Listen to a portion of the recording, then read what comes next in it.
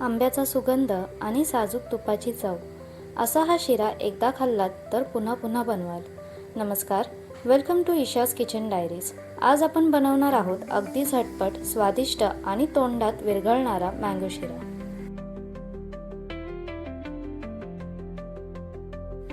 सर्वात आधी एका कढईमध्ये साजूक तूप शिऱ्याला लागेल इतके घालून गरम करून घ्या।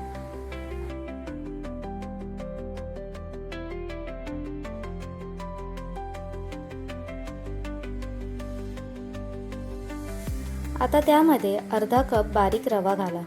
रवा सतत हलवत लो फ्लेमवर 8 ते 10 मिनिटे छान सोनेरी रंग येईपर्यंत भाजून घ्यायचा आहे। रवा जितका छान भाजला जाईल तितका शिरा खमंग आणि मोकळा होतो।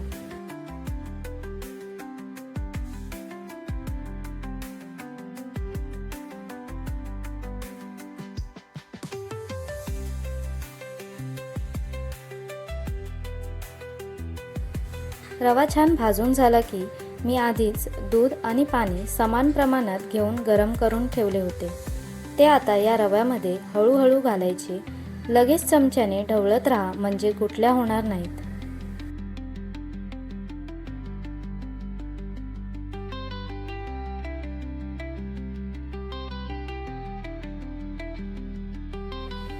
यानंतर यात घाला ताजा आंब्याचा रस।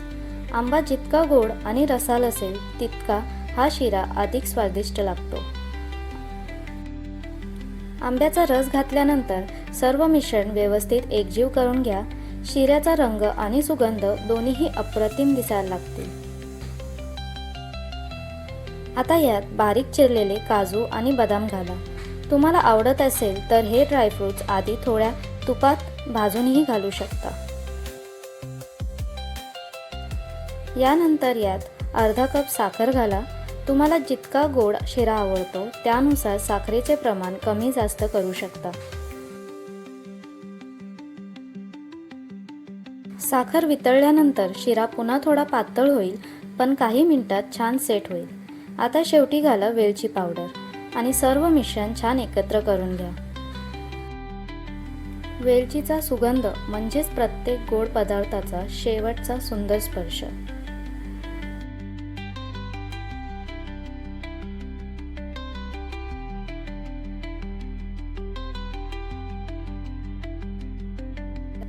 आणि तयार आहे आपला साजूक तुपामधला खमंग, मऊसूत आणि आंब्याच्या गोडव्याने भरलेला मँगो शिरा। गरमागरम सर्व करा आणि प्रत्येक घासात आंब्याचा अप्रतिम स्वाद अनुभव करा। जर तुम्हाला ही रेसिपी आवडली असेल तर व्हिडिओला लाईक करा, शेअर करा आणि आपल्या चॅनलला सबस्क्राईब करायला विसरू नका।